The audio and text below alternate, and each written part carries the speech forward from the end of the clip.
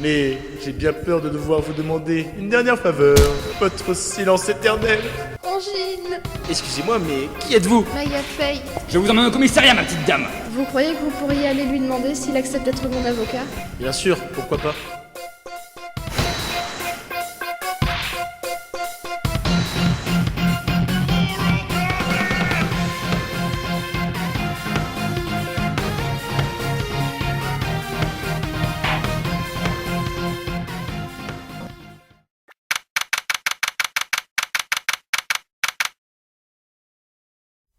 Le bureau grouille d'officiers de police. Ils recherchent tous activement des indices. Hé, vous là-bas. Ceci est le lieu d'un crime, mon gars. Interdiction d'entrée. Excusez-moi, je vous ai pas déjà vu quelque part? Je sais, vous êtes un certain Defesse, c'est ça? Non, non, Phoenix Wright. Comment peut-on confondre avec Paul? Ah, j'ai dû me tromper de nom, monsieur Wright. Je m'en excuse. Ce Defesse, c'était un meurtrier, et c'est pas votre cas, pas vrai? Il a été innocenté. Exact. Et vous êtes? Dictaphone, c'est bien ça? Inspecteur Dictaphone. Dictaphone? Ouais, et tout ce que vous direz pourra être enregistré et retenu contre vous. Et c'est moi qui m'occupe de cette affaire, alors tenez-vous à carreau. Cause toujours, inspecteur machin. Enfin bref, arrêtez d'écorcher mon nom. Et surtout ne m'appelez pas Dick. Hé, Dick, arrête-toi un peu par ici. Oui, monsieur. J'arrive tout de suite. Bon. Vous êtes son avocat, c'est ça, mon gars? Si vous avez des trucs à faire par ici, je vous conseille de faire vite. Oula, il pense que je suis l'avocat de Maya?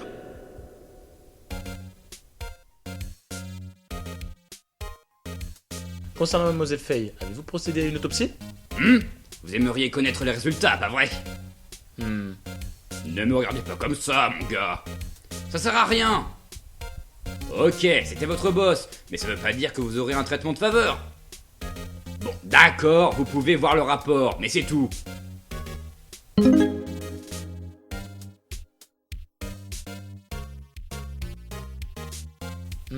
Au sujet de Maya. Ouais, j'ai hâte d'être au procès. Désolé, mon gars, mais ce procès-là, vous n'allez pas le gagner. Pourquoi dites-vous ça? C'est Hunter qui a été nommé pour représenter l'accusation. Hunter. Je suis sûr que vous savez ce que ça signifie, puisque vous-même vous êtes avocat. L'avocat Hunter. Exact, mon gars. Monsieur Benjamin Hunter en personne. Une minute, vous savez qui c'est, non? Oui, je sais qui c'est. C'est un avocat très redouté. Il n'a aucun remords et n'a ni aucune pitié. Il ne lâchera pas l'affaire tant qu'il n'aura pas obtenu son verdict coupable. Eh, parlez pas de lui comme ça! À vous entendre, on dirait un monstre. Enfin, j'ai bien peur que ce soit ce qui fasse pencher la balance. Hunter est donc de la partie. Diplôme en poche à 20 ans à peine et aucun procès perdu depuis. Bien sûr, des bruits courts à propos de pots de vin et de fausses preuves. Mais je suis sûr d'une chose, la haine que Hunter voue au crime est quasi anormale. Je n'aurais jamais pensé me retrouver face à lui aussi vite.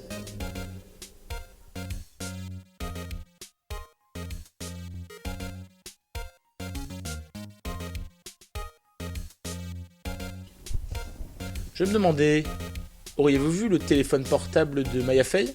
Ah, ça? Oui, je l'ai. Pensez-vous qu'il soit possible de me le rendre? Bien sûr! Et attendez un peu, mon gars! Espèce d'avocat malicieux! Oh oh, est masqué! Bon, je ne peux pas être franc avec ce type. Mais qu'est-ce que je pourrais bien inventer? Un problème? Oh non, c'est ce cordon accroché au téléphone. Ça? Il est écrit le samouraï d'acier, guerrier du nouveau vieux Tokyo. Le samouraï d'acier, c'est ce héros de série télé? Oui, vous voyez, ce cordon est une pièce de collection. Elle avait peur de la perdre si le téléphone était apporté au commissariat. Elle vous a dit ça? Oui. Ah, ok, mon gars. De toute façon, j'ai noté tous les numéros qu'elle avait appelés. Prenez-le. Il semblerait qu'il n'ait pas remarqué la conversation enregistrée.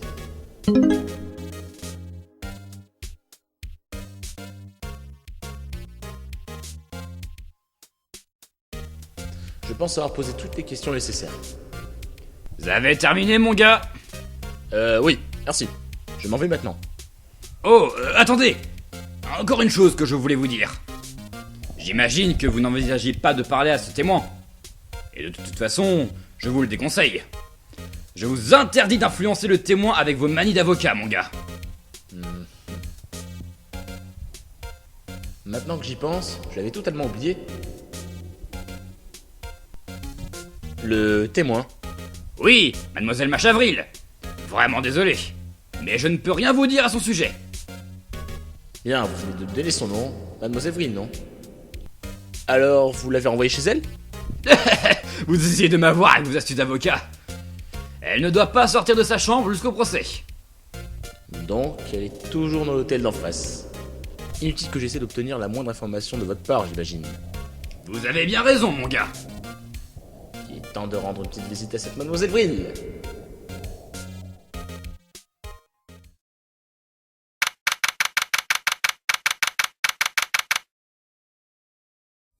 D'après la réceptionniste, le grand patron est sorti. Elle n'a pas su me dire quand il reviendrait. Ça ne doit pas être évident de se tenir au courant de tout lorsqu'on est un grand avocat. Sans parler de la gestion d'un cabinet comme celui-là. Bon, je reviendrai plus tard.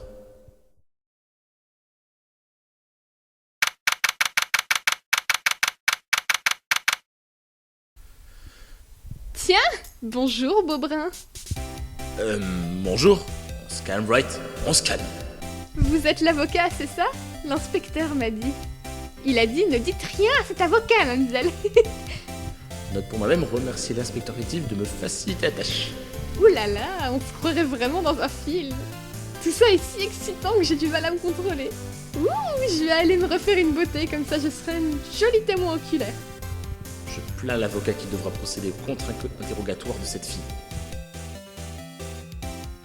Un tournevis est coincé dans ce tiroir. Je me demande ce qu'il y a à l'intérieur. Allons-y, je t'accorde. Hé! Qu'est-ce que vous faites? Je vous interdis de toucher à ça! Ouh, vilain garçon! Vous ne devriez pas fourrer votre nez dans les affaires des autres, vous savez? Vous ne voudriez pas me faire de la peine tout de même?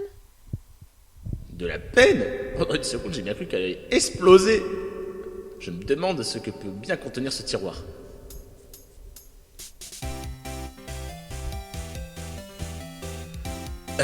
Pourriez-vous... vous êtes qui exactement?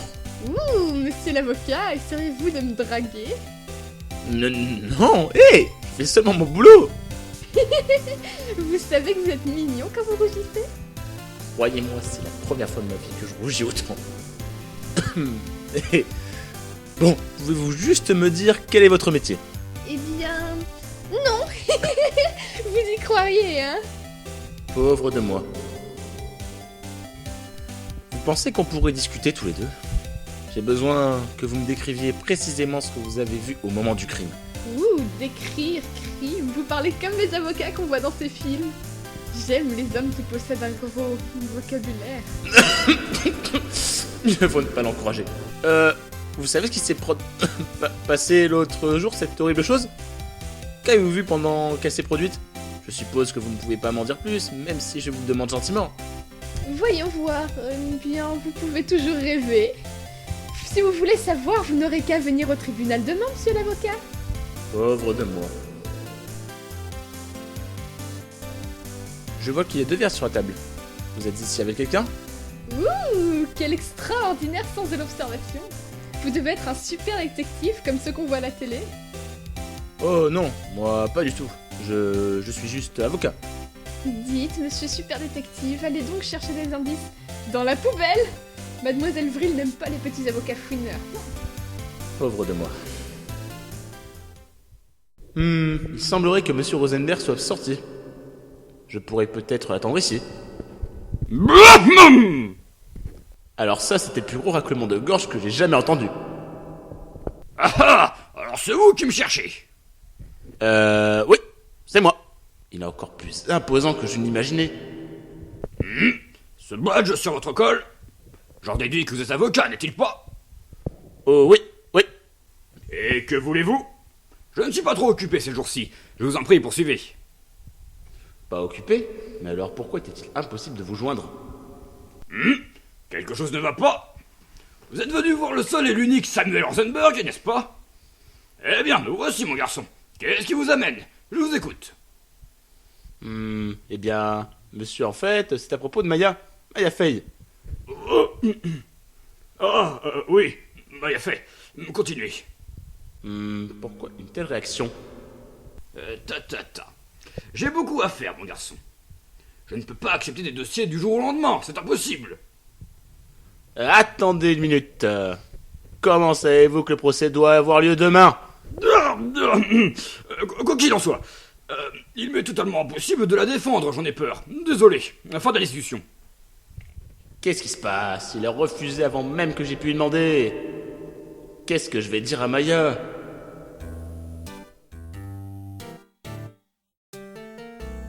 Pourquoi un tel refus? S'il vous plaît, dites-moi pourquoi vous rejetez ce dossier. Eh bien, voyez-vous, c'est juste que j'ai du travail, voyez-vous. Mais la cliente est la sœur de Mia Fey. Mia vous faisait confiance. Elle savait que sa sœur serait entre de bonnes mains. Oui, bien sûr, je sais tout ça. Mais tout de même...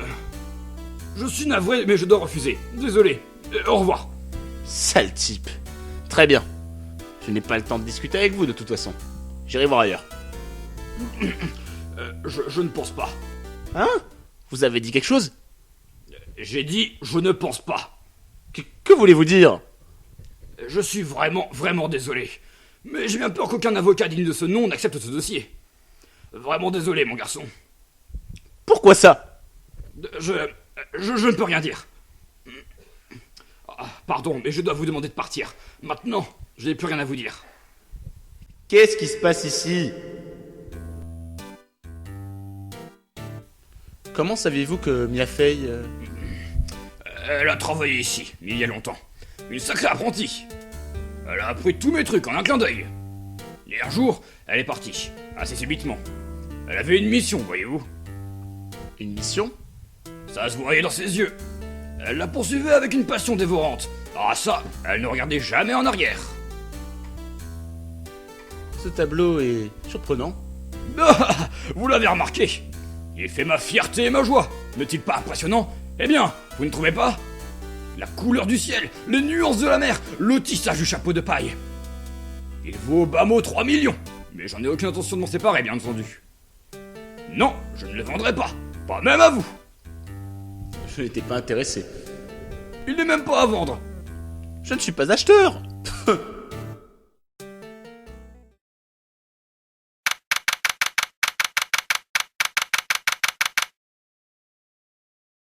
Salut. Oh, vous êtes revenu. Vous avez trouvé l'avocat? Eh bien...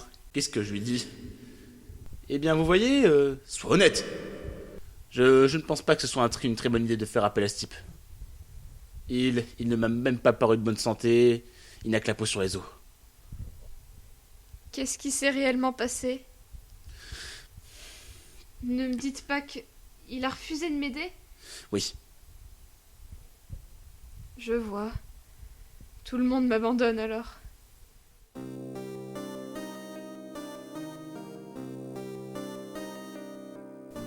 Parlez-moi de votre famille. Je n'avais que ma sœur. Mon père est mort alors que j'étais qu'une toute petite fille. Et je ne sais même pas où se trouve ma mère. Elle ne sait pas. Cela veut dire qu'elle est toujours vivante. Les femmes de ma famille sont médiums depuis des générations. On dit que la perception extrasensorielle coule dans nos veines. Il y a une quinzaine d'années, notre famille a été impliquée dans une affaire. Il y avait cet homme, il a détruit la vie de notre mère. Détruit? Après ça, elle a disparu. Plusieurs années plus tard, ma sœur nous a annoncé qu'elle souhaitait devenir avocate et elle a quitté la montagne. Mais alors, vous vivez seul? Oui, j'ai fini par m'y habituer. Et puis, il fallait que je devienne autonome et je risquais de perdre mon pouvoir de perception. J'ai de la peine pour elle. Seule dans cette montagne. Dites-moi, qui est cet homme qui a détruit votre mère? C'était il y a une quinzaine d'années. pour une affaire de meurtre un peu inhabituelle. Ça avait fait beaucoup de bruit, tout le monde en parlait apparemment. La police était à court de pistes et elle commençait à perdre espoir. Une minute. Ils n'ont pas fait appel à une voyante? Quand même. La police avait convaincu ma mère de tenter d'entrer en contact avec la victime. Waouh. Et alors, qu'est-ce qui s'est passé? L'affaire a été résolue. Enfin, c'est ce qu'on croyait. Croyez. L'homme que ma mère a aidé à capturer était innocent. Le fait que la police ait fait appel à une voyante avait bien sûr été tenu secret. Mais un homme l'a découvert et l'a divulgué à la presse. Il a dit aux journaux que ma mère était une charlatan et que les médias se sont acharnés. Elle, ma mère, est devenue la risée de tout le pays. Je vois. White, Excusez-moi? White? c'était son nom. Ma sœur me l'a dit. White. Encore quelques minutes avant que cet avocat désigné d'office n'arrive. 16h, on y est. Qu'est-ce que je dois faire? Est-ce que je la laisse et je rentre chez moi? J'ai pris une décision. Je vais vous défendre, que vous le souhaitiez ou non. Pourquoi? Pourquoi? Eh bien... Ce n'est pas vous la coupable, c'est quelqu'un d'autre. Comment le savez-vous? J'ai une intuition. Au vu des éléments de l'enquête, il serait facile de croire que Maya est l'assassin. Mais toute cette histoire m'a l'air bien louche. Le comportement étrange de ce témoin était juste du cinéma? Et la façon dont cet avocat refusait d'aider Maya. Et pour couronner le tout, elle n'a plus personne pour l'aider. Il n'y a rien de plus triste qu'une telle solitude. Je le sais, j'ai connu ça, il y a bien longtemps. D'ailleurs, quelle est la raison principale qui fait que je suis devenu avocat? Parce qu'il faut bien que quelqu'un s'occupe de ceux qui n'ont personne à leur côté. Maya, je ne vous abandonnerai pas. Vous pouvez compter sur moi. C'est si gentil de votre part.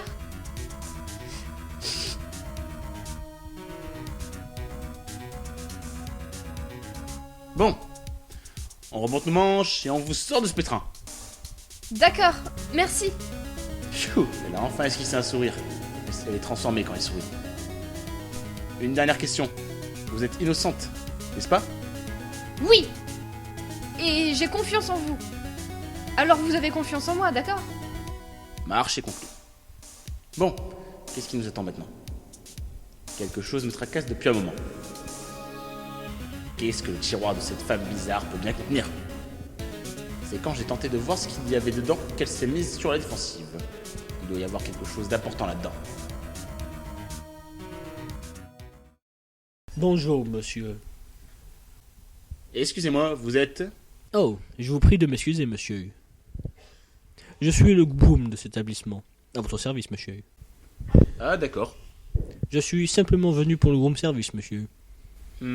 Sauriez-vous où se trouve Mademoiselle Vril? Ah, je crois que notre hôte, Mademoiselle Vril, utilise actuellement les sanitaires. Si vous n'avez besoin de rien, je vais prendre congé. Vous en prie, restez aussi longtemps que vous le voudrez. Profitez-en bien. Oui. Non, attendez. Hé! Pourquoi à chaque fois que je viens ici, je suis toujours mort de honte? Une minute. C'est l'occasion de rêver de fureter un petit peu. Ah, j'allais oublier. Ah! Vous êtes revenu rapidement.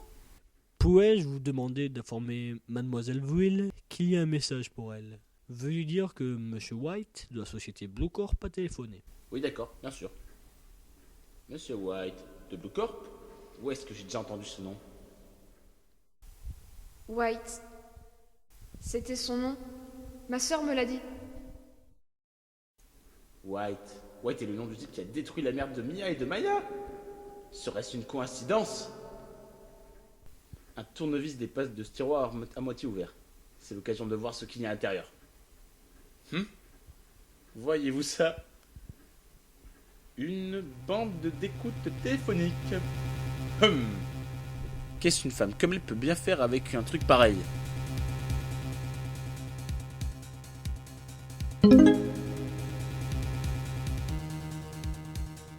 Cette mademoiselle Vrille a vraiment quelque chose de suspect. Pourquoi avoir un truc pareil dans sa chambre d'hôtel? Il y a anguille sous roche, j'en suis persuadé. Bon. J'utiliserai cet indice demain au procès, c'est certain. Pour Maya, je vais me la faire, cette femme. Je veux dire, enfin... Ah bon, je me comprends. Oh, monsieur le groom, vous êtes encore là? Il est temps pour moi de ficher le camp. J'ai hâte d'être à demain pour vous faire frémir, mademoiselle Vrille. Au tribunal.